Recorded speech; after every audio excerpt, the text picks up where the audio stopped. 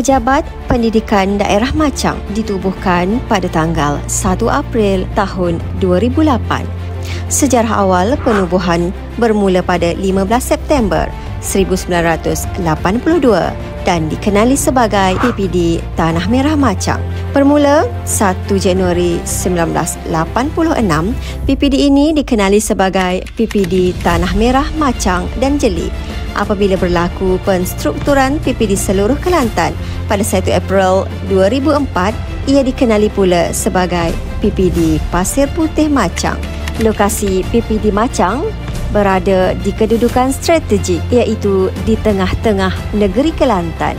Sebanyak 39 buah sekolah berada dalam PPD Machang yang terdiri dari 26 buah sekolah kebangsaan, 3 sekolah jenis kebangsaan Cina, 8 sekolah menengah harian, 1 sekolah menengah kebangsaan agama dan 1 sekolah berasrama penuh dengan pengurusan pentadbiran guru besar dan pengetua yang berkualiti. Diterajui oleh Tuan Haji Saharudin bin Abdullah selaku Pegawai Pendidikan Daerah dan dibantu oleh 4 timbalan sektor.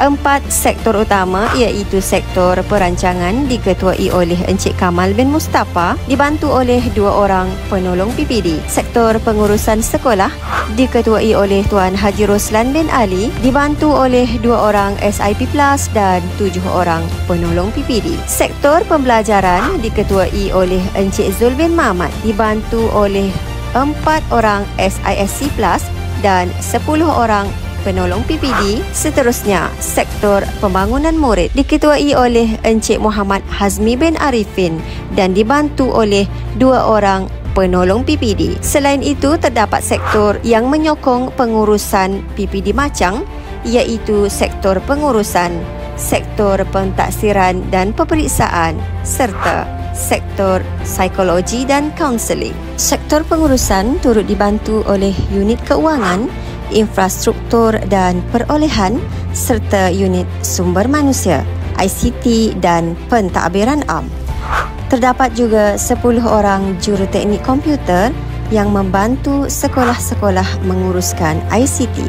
Kesemua sektor ini saling melengkapi dan berfungsi secara efisien. PPD Machang juga mempunyai 3 pusat kegiatan guru yang dinaik taraf kepada Center of Excellence iaitu PKG Labok, PKG Machang dan PKG Jambu Lawar di bawah seliaan Unit Sumber Teknologi Pendidikan atau USTP. Seiring dengan perubahan landscape pendidikan yang kian mencabar, PPD Machang terus mengorak langkah secara konsisten bagi menambah baik sistem perkhidmatan, melaksanakan transformasi pendidikan, meningkatkan kualiti sumber manusia agar dapat memenuhi slogan sentiasa di hadapan.